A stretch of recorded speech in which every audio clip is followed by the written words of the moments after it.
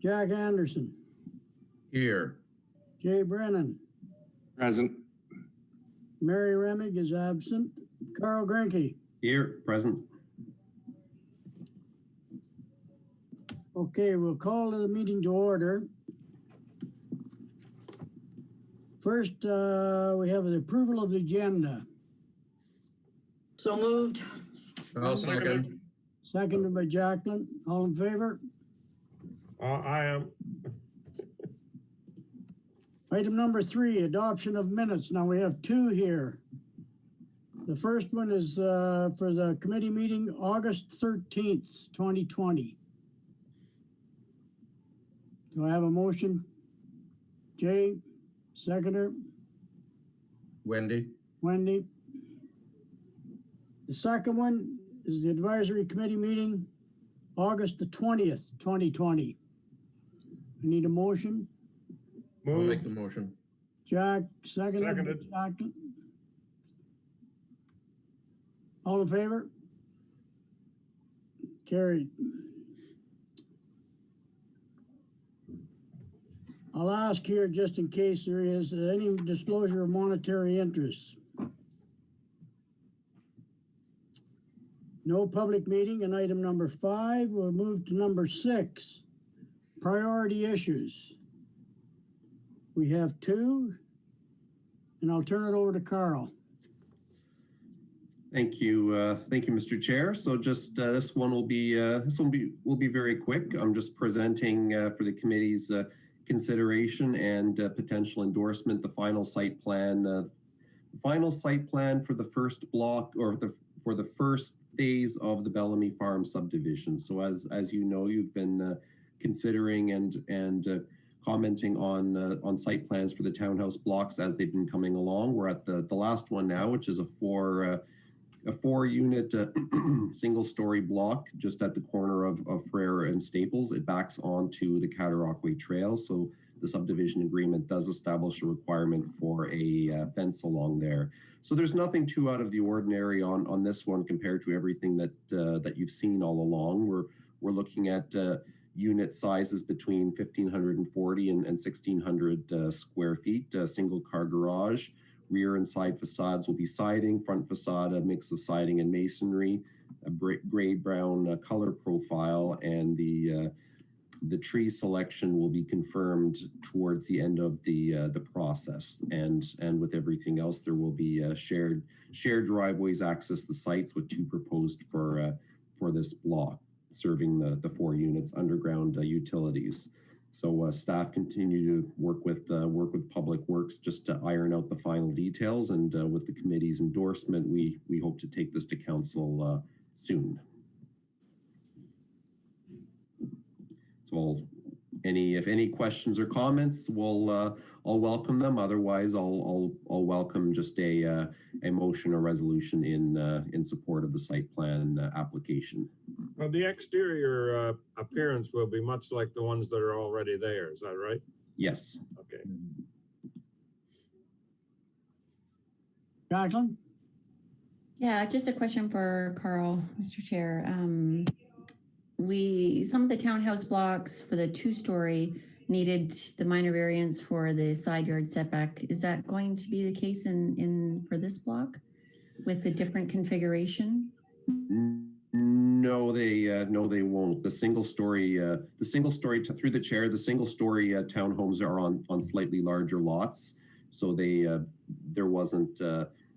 didn't bump into the zoning issue that we had for the doubles on the other side of Ferreira. Thank you. Wendy? This is a nice addition, these single story right on the Cat Trail there. So I would move that whatever resolution you need there, Carl. Do you need a motion, Carl, to accept that? A motion to support the site plan as provided. Then I move that. And I second it. All in favor? Carried. Item number 2, Planning Advisory Committee, terms of reference. Carl. Thank you, Mr. Chair. So I think this is one of those items that we have a light agenda. So we thought we'd bring this back in for discussion. And I know it's come up a couple of times, especially regarding site plan applications. Just what's the role of the committee? And in my view, and we've attached the terms of reference, and I hope everyone's had the chance to have a look at that sort of outlines the statutory and the advisory role for the committee. And I think it's fair to say it's the work that you do, the advisory role that you provide is very important, and your opinion is one that certainly from the staff perspective, and also I think from the council perspective, we take we take it to heart.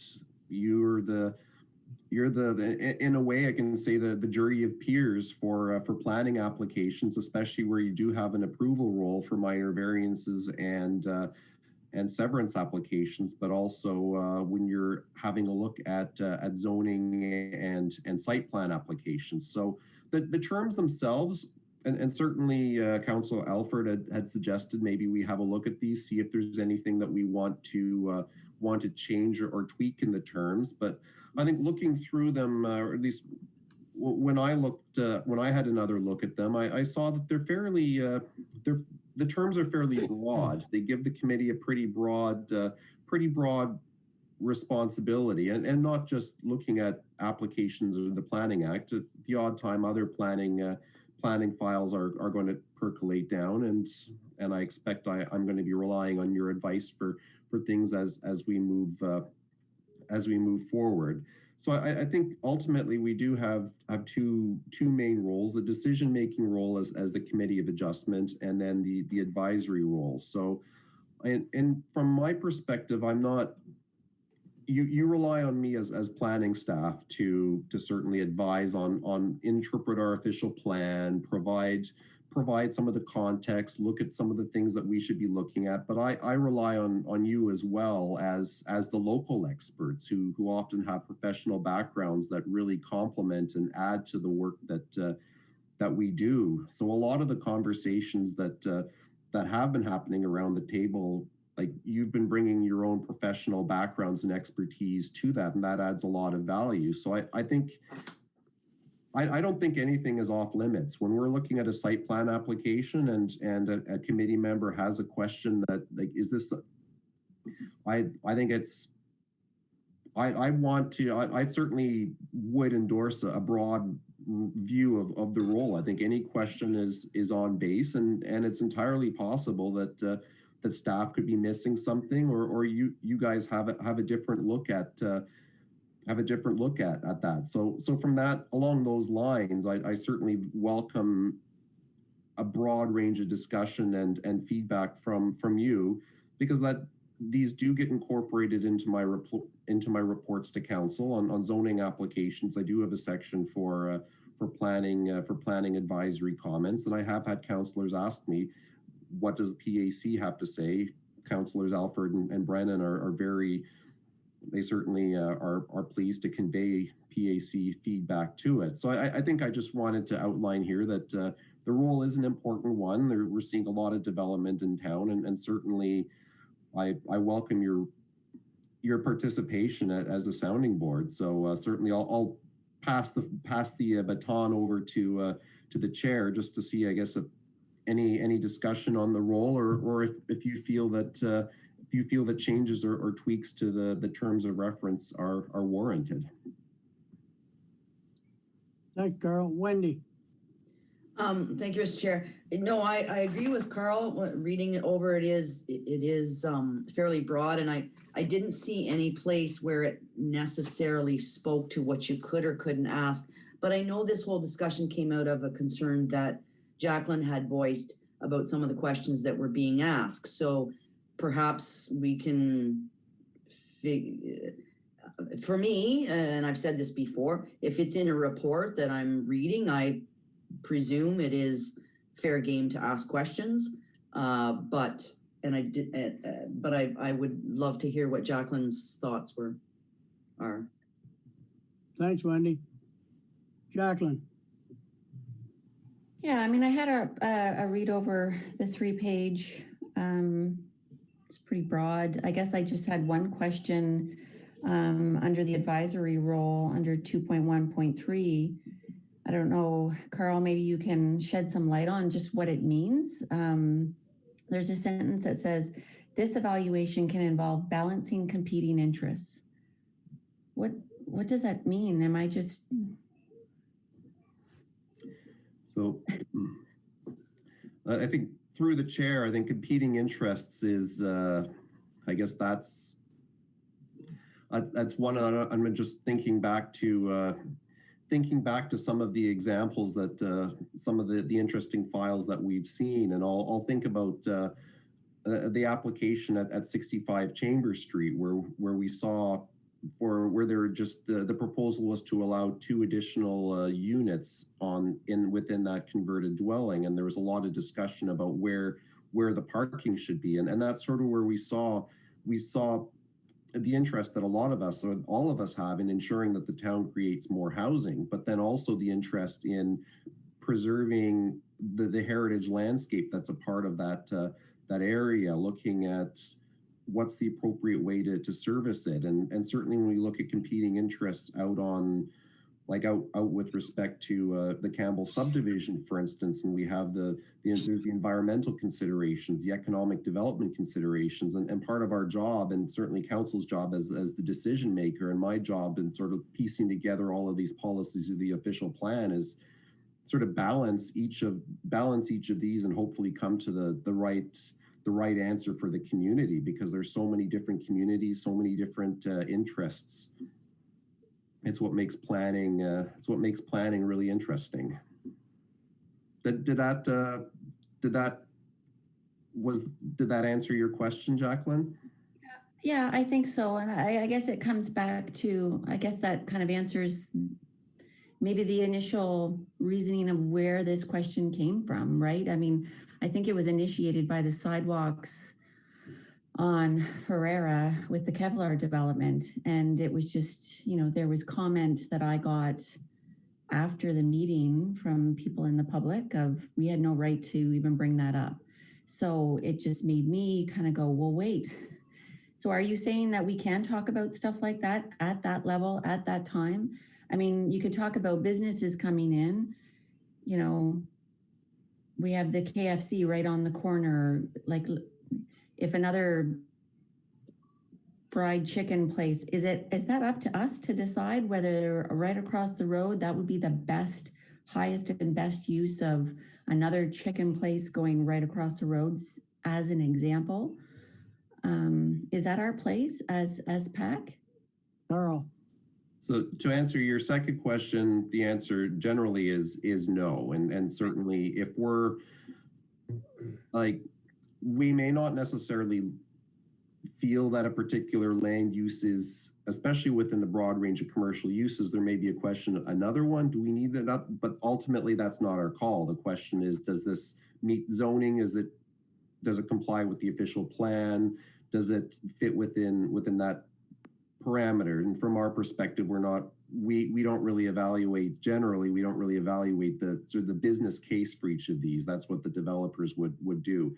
When it comes to the question of sidewalks, that's more of a design question, and that certainly there is, and our job as staff is to present what does the official plan say about sidewalks, where is it, as well as the supporting, not just the official plan, but documents that come out of the official plan that are either used by myself or Public Works or anyone else. And what does it say about sidewalks? If it's something that's mandatory and specified there, then we don't have much, we're stuck with it unless council gives an exception. But if there is a little bit of uncertainty or wiggle room, then absolutely, in my view, it is well within the committee's role to discuss whether we feel that a sidewalk at that location is appropriate. Just like I know that the terms of reference and the process was different when we looked at the site plan for that for the chiropractic office down the around the corner. But for instance, if the current staff and the current committee were looking at that application at the time, then we may well have had that conversation, should there be a sidewalk there. And so I think when those sorts of design things come up, by all means, I welcome those conversations. If it is something that, for instance, in my view, is perhaps outside of our scope or our realm, I'll point that out as best I can. Thanks, Carl. I think all points of interest with any project are worth discussing, whether they're pro or negative against the site or whatever we're discussing.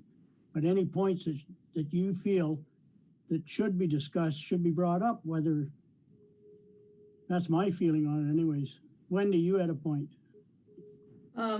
Yeah, we heard a lot, and Jacqueline's right, like after the fact about the Kevlar sidewalks that council decided, really, because we're not the decision makers, that we weren't going to proceed with those. We weren't going to pay for it. We wanted them, but we weren't going to pay for them. And just as a matter of interest, if you have not heard, Kevlar is proceeding with and they are paying for their sidewalks, just as a point of interest. But I was thinking about the one over on, what's the name of that street? Oh, it actually may have been the one where, and I think Kevin was involved in it. It was trying to shoehorn in that house, just these small lots. McCann. Yeah. But again, the people on either side had good points. They had good points, but in effect, it is owned by somebody who has the right to do and build what they want. They didn't feel that it was appropriate, but again, and I think that goes back to the competing interests, like trying to figure out we're sort of like Solomon, like who gets to have, but when I'm a big believer that if people own the land, they get to build what they wish to within certain parameters of the zoning. So while I would have maybe said, split that lot and give half to the other house and half to the other house, it was owned by somebody, and that was what they wanted to build. Thanks, Wendy.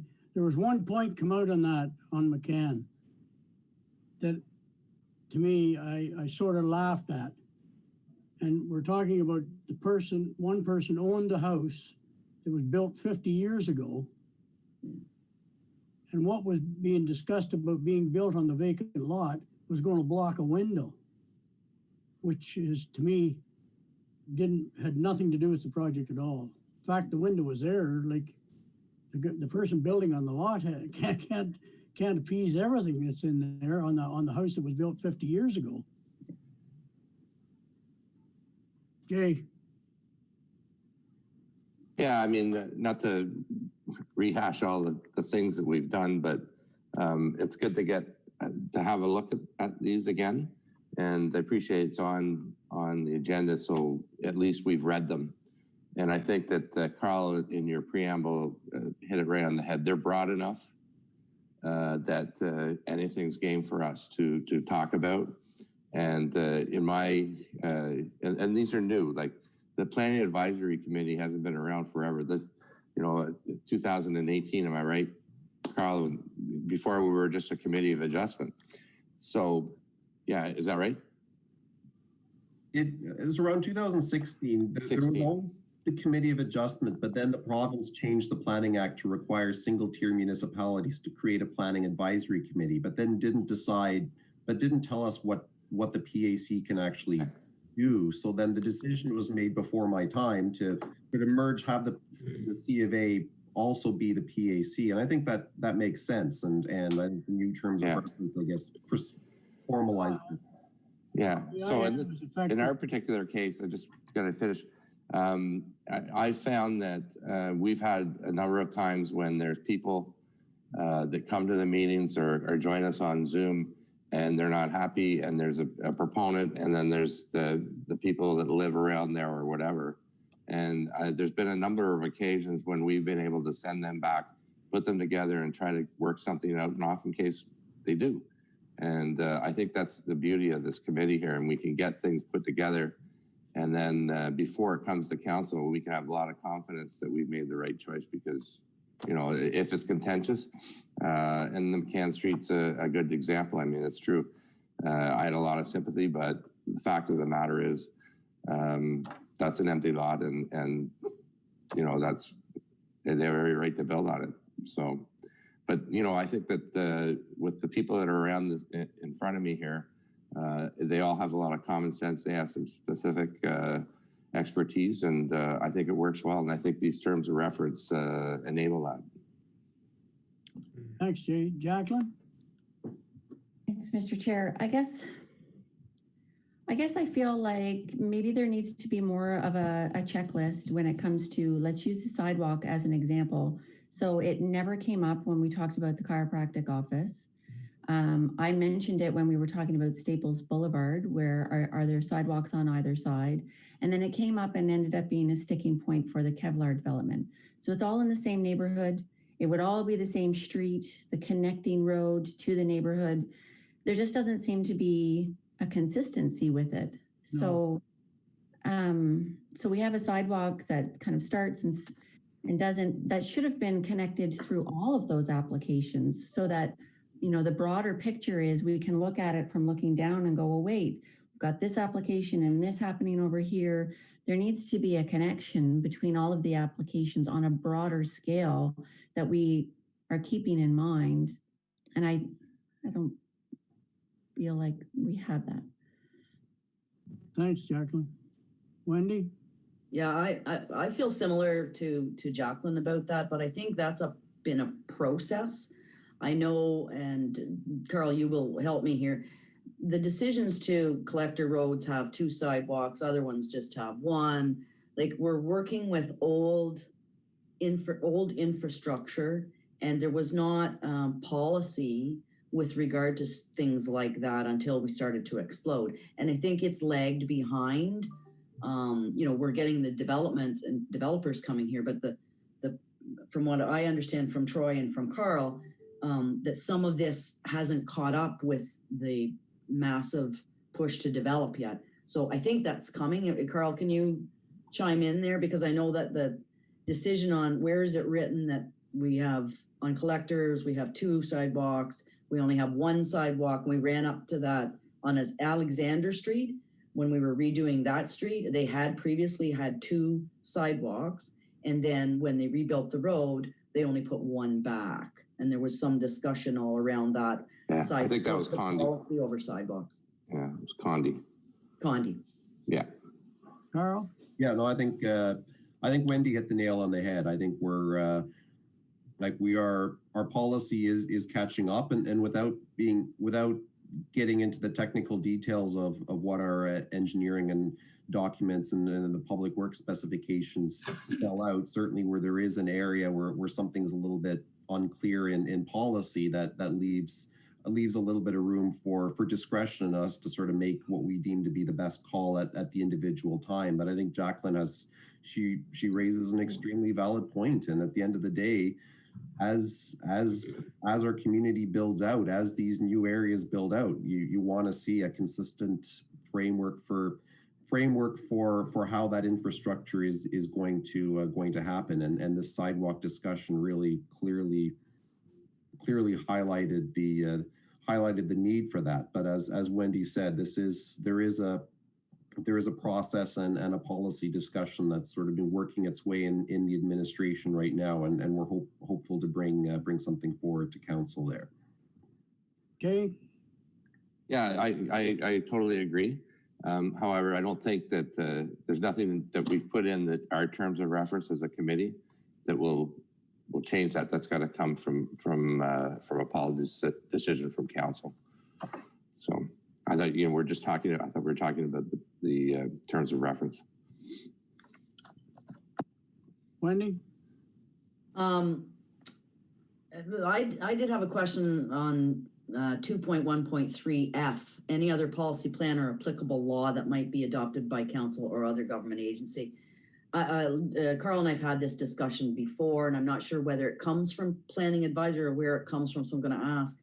I do think that the town needs a site alteration bylaw, and how that would work its way through. Is that a recommendation that this body can make, or does that have to come from staff? Or and I say that because some of the bigger developments go in and clear off the land with no, I mean, they have an agenda to get it cleared off so they can build, but the municipality has an agenda to preserve trees, to preserve other things, to not have it stripped down to bare and cut everything in sight. And the example I could give you would be over back of Staples, I think that sort of roundabout there. The people that moved in there, I took several complaints because they thought that was supposed to be a forested area. And then when Mr. Campbell was cleaning it off, somehow or another, and Carl, you're aware of this, they went in and cleaned out a whole bunch of mature trees, just dropped them behind those houses. Those people were upset that they were losing that tree canopy. And then I think there was more confusion too over that particular instance, but that's one place where I think we could have used a site alteration bylaw that, and I'm not even sure how that works. I just know there's a bylaw that says you can't alter the site until somebody says something or looks at something. Carl? Yes, absolutely. And some municipalities have done that. Ultimately, it's often, these are often fine-based, and certainly we've seen in other municipalities that have site alteration, somebody clears the trees, pays the fine, cost of doing business. But at the end of the day, and again, that depends on what we want to adopt as policy. If council wants to go that route, there is a mechanism in place where we can sort of protect the grading, the existing vegetation on certain lands. So it's one of those policy things where it can certainly, it can come from staff. I know the CAO and I have discussed this, and we're looking at fitting it in within probably our 2021 work plan with everything else that's going on. But ultimately, the direction on whether or not we even want to go with the site alteration bylaw would come from council. So that request, that proposal to council can certainly come from this committee or councillors on this committee, or alternatively, it can come from staff. So either way, any of those I think would be appropriate vessels to get a request like that to council. Council can decide how they want to proceed, but for instance, they can say, we'd like you to investigate a site alteration bylaw, and for instance, the Planning Advisory Committee can sort of be the body that reviews a draft, and we kind of hammer out the draft just so that we have a more polished product to take to council for final approval. So that's one of those, I guess, other policy items where we can engage the PAC. Thanks, Carl. When I was reading it through, 2.2 decision-making role, there was one thing that caught my eye, was item B, permission to change and extend legal non-conforming uses.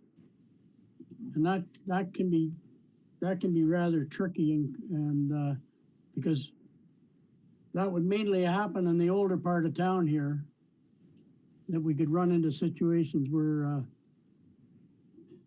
something that's been there long before any of these bylaws and zoning issues come up.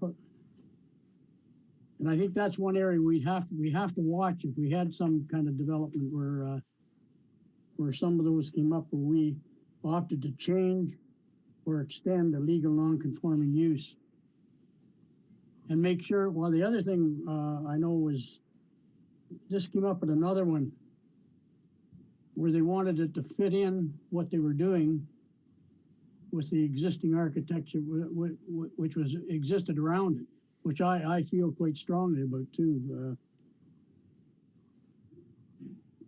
And the one that Wendy mentioned, item F up there in 2.1.3, under that,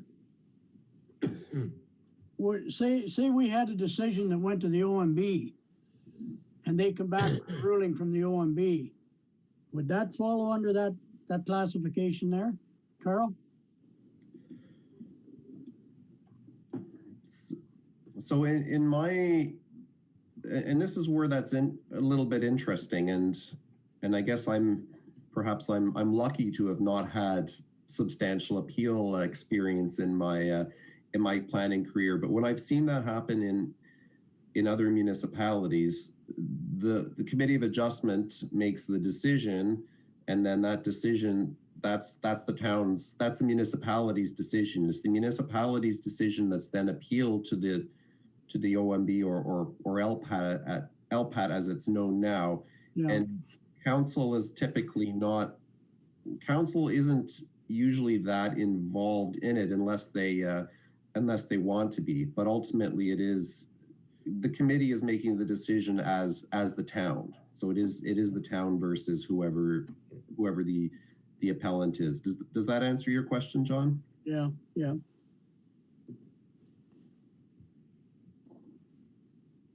Wendy. Just a question, because I understand that we, and you have all had more appeal experience than I have had, so I'm not sure exactly, having not done it yet. But I think there is the potential for the one on the hammers and nails one. I have been told, but it's strictly hearsay, that there may be a challenge to that one. And how does that, like, and I think it's more over traffic counts. That's my understanding of what the objection is. So they appeal to the OMB. Do you know anything about this, Carl? Yes, and I shouldn't get into too much detail. This will be brought to council for direction. But yeah, so they would be appealing. An appeal would be on council's decision on that, and then I think council will certainly will have to decide, I guess, to what extent they want to. I don't think it's called the OMB anymore. The LPAT, yes. LPAT, sorry. But certainly, an appeal is a sort of a quasi-judicial process. So those are usually the discussions and strategies regarding an appeal are usually done in camera, just to sort of protect the integrity of the process. Thank you. I won't ask any more questions because you're going to tell us a bunch of stuff anyway later. At council. Anyone else? Carl.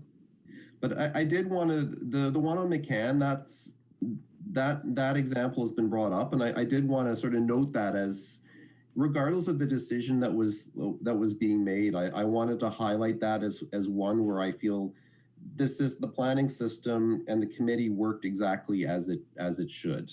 We had an engaged public, we had important considerations brought up on all sides, and I saw the committee really listen to the residents, took their decision-making role very, very seriously, and certainly it was a very thoughtful decision. It was a very careful decision, and I think you asked a lot of questions. You've asked for additional information. I think it took 2 meetings to come to a decision, but I think I wanted to highlight that as an example of really where I think the system worked, and I think regardless of where you fall on the fence as far as whether you like the decision or not, I think that kind of gave a broader degree of comfort to the residents of the community that everybody was heard, and this was it happened. It proceeded the way it should have proceeded from a procedural standpoint. So I wanted to highlight that one as one where it worked well, and where you guys were asking occasionally tough questions. Thanks, Carl. Wendy. So John, just to go back to why we started this in the first place, Jacqueline, are you comfortable? Are you more comfortable now or with? Yeah, I mean, I think the 3-page terms of reference are great. I kind of felt like that's what we were doing already, other than some language clarification. It's just, sometimes you hesitate and bite your tongue because is this appropriate to be asking? I understand the business component you know, large franchises are going to have their own studies and impact studies, and that's already going to be done. Sometimes I scratch my head and go, what are they thinking? But it's not my business. So, but if Carl's saying that, you know, we can ask, as long as it doesn't, you know, as long as we're not talking about the business itself, we can ask away. I get uncomfortable asking what the rents are going to be and stuff like that because I don't feel like that's really our business. Yeah, rents can get, I start feeling like that's a fine line of their business model. And yeah. I think that last meeting we had with Lapine, I think they saved us a lot of work with their pre-work that they did themselves in contracting the neighbors and that, because I thought we were going to be loaded, where we only had the one written comment, and I praise them for the work they did ahead of time, which did them a lot of good too, I think. Wendy. Yeah, Carl. Jacqueline's right, because you out in the community, you will get all these questions about, well, why are they building duplexes? Why are they building single store? Whatever it is. But again, that's the developer's business model. That's not my, if he chooses to build something ugly, or that's not, that I don't think feel is our role to judge. Carl. Just to build on what Jacqueline had commented, I think when it comes to commercial decisions like that, I think that's where we do step aside. So certainly we focus on the land use, we focus on the design, but on the economics, on the commercial, unless economics, I guess, they may be important when it comes to impacts on municipal economics. Like, we don't want to be approving development that's going to cost the municipality a lot of money to service and is going to be a net financial drain on the municipality. So that's where we have a look. But ultimately, when it comes to their own individual commercial decisions or rents, I never ask about the rent of something. Then that's normally where I won't typically evaluate that in a report. But then when at a public meeting, anything is, when the public brings up concerns, anything is fair game. And even if it's not something, like, I often hear about impacts on property values, that comes up often, but it's not directly an evaluation criteria as outlined in our official plan, because that's impossible to quantify. Likewise, we have people from a kilometer away who will sometimes say that a proposal is going to gravely affect them. So, like, at the end of the day, our job is to sort of weigh those comments and determine to what extent do they affect our evaluation.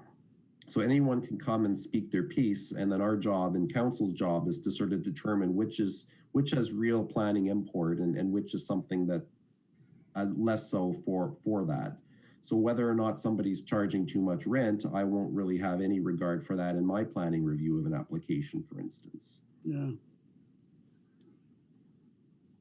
Jacqueline?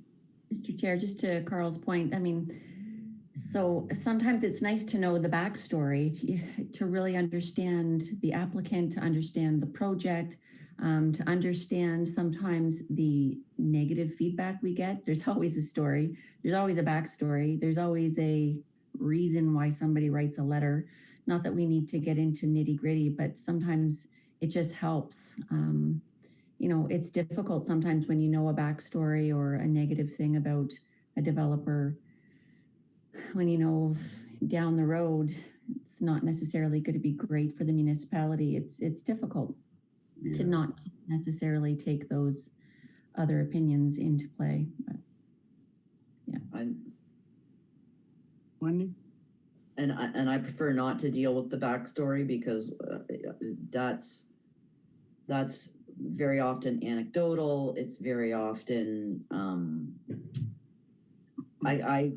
we're all trying to judge what's in front of us now and how that works for our municipality. That's how I kind of look at it. But I try to not listen to the backstory, not listen to that stuff, because I have to judge what's here before us now. Now, as you probably are in a business where you hear a lot more than necessarily I would. So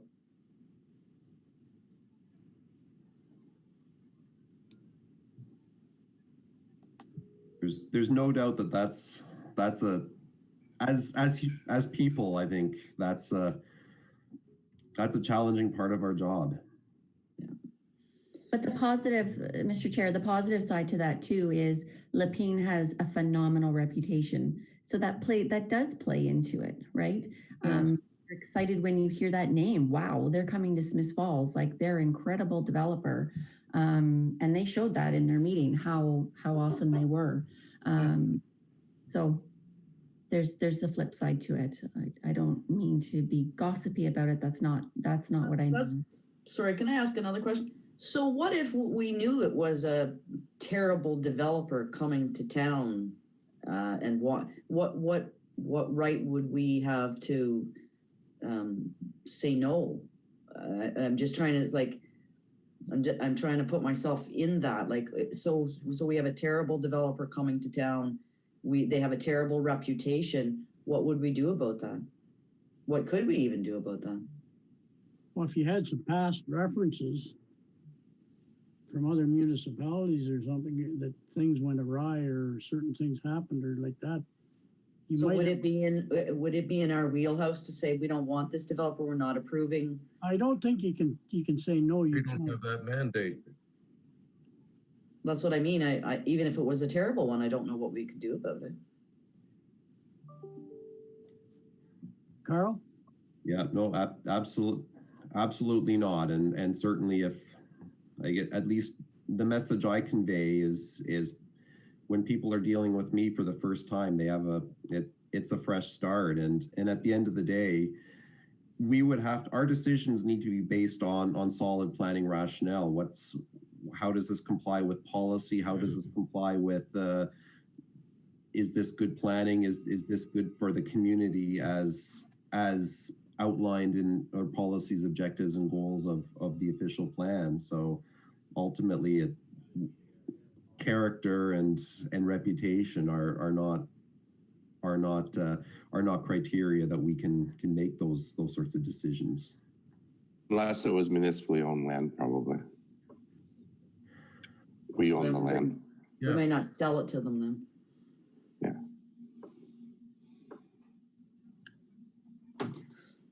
Is there anything else, Carl? And I think I just wanted to highlight as well for committee members, if you have any questions, please feel free to reach out. If you're uncertain about something on an application, send Mary or I an email. I think our job as your planning staff is to make sure that you have the information you need to come to a recommendation or a decision based on the nature of the application. So don't feel shy to reach out to us either. And I think the fact that I appreciate having this conversation. It's a good thing to have a little refresher every once in a while, just so we're all sort of looking at that again. Thanks, Carl. Wendy, Jack? Go ahead, Wendy. Wendy? I was just going to ask with regard to the zoning bylaw, Carl, what's the timeline on getting that thing updated? Carl? So I believe it is targeted for 2021 in the capital budget. But that'll certainly... We all know that we are somewhat... it's difficult sometimes because we are working with an older bylaw. So I know we would all be anxious to have that updated so that it didn't get in our way sometimes. Every other time when I open that document, I'm reminded that we need to have a refresh. Like it does a lot of good things, but there's like anything, it shows its age in time. And I think we have the reality is planning land use has changed. The zoning bylaw doesn't look at Airbnbs. It doesn't look at a lot of the sorts of things that we have right now. And I'm often hearing, I guess, and Mary and I have been developing a very extensive list of zoning anomalies we'd like to have a look at when we do our next zoning bylaw. Jack? No, just basically an overview, but when we're talking about questions, none of us should feel intimidated, by the questions. And we've talked about comfort level or perceived comfort level of each application. But and every person, when we ask questions, some people said about maybe holding back a little bit, but each individual's questions, it adds insight because, maybe a lot of us maybe hold back somewhat, but there's various aspects of each application. None of them are exactly the same. Nothing is black and white. Earlier in the conversation, when Jackie mentioned a checklist, I thought that was a good idea. I like that very much, as a matter of fact. Thanks, Jack. Anything else? No, but I appreciate the conversation. Mm-hmm. Moving on to item number 7, correspondence. We have none. Item number 8, project updates. Zoning bylaw amendment for ZA-20-07, 45 Elmsley Street South. Carl.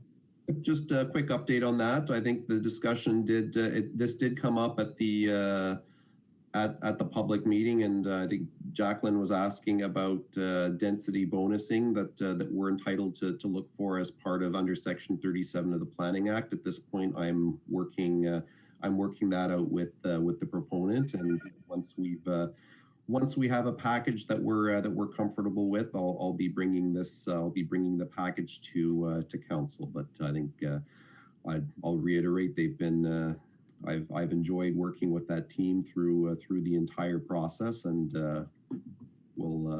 this is the next step of the journey. Thanks, Carl. Item number 9, next meeting, Planning Advisory Committee meeting, October the 8th, 2020. Do I have a motion for Wendy? Can I make one comment, Mr. Chair? I have really learned a lot from all of you, but I really have great admiration for Carl's job. It is involved. It is detailed. Sometimes you're working with old bylaws, but they're still in force, so you must use them. And you have statutory responsibilities as a land use planner. So I have been, and I hear it often, Carl. I hear often from some of the people that you have worked with how much they have appreciated the job that you've done. You and Mary both. Mary's a little later coming than you, so maybe you get a little bit more credit. But I really have learned quite a bit from you, and I've enjoyed I enjoyed the challenge of learning something completely out of my wheelhouse. So you've been very instrumental in teaching you and the chair, because that is a font of knowledge there. Thank you, Wendy. I appreciate that. And I appreciate your feedback and the perspective you've brought to all of our discussions. You've raised excellent questions. And well, we all do that. I've learned from everybody, but none more so than you and John Wallace. Wendy, when you're talking about John Wallace, keep in mind that behind him is one of his many dolls. Well, he has brought up some stuff at sometimes. I went, who knows that? Yes, That is lost. Well, who knows that? I agree. Anyways, thank you. Do I have a motion for adjournment? Jay. Thank you, guys. John. Good night. John, Right. I'll have you know that I have signed up for the AMO land use planning webinar. I'll be doing that for the next 3 months. Okay.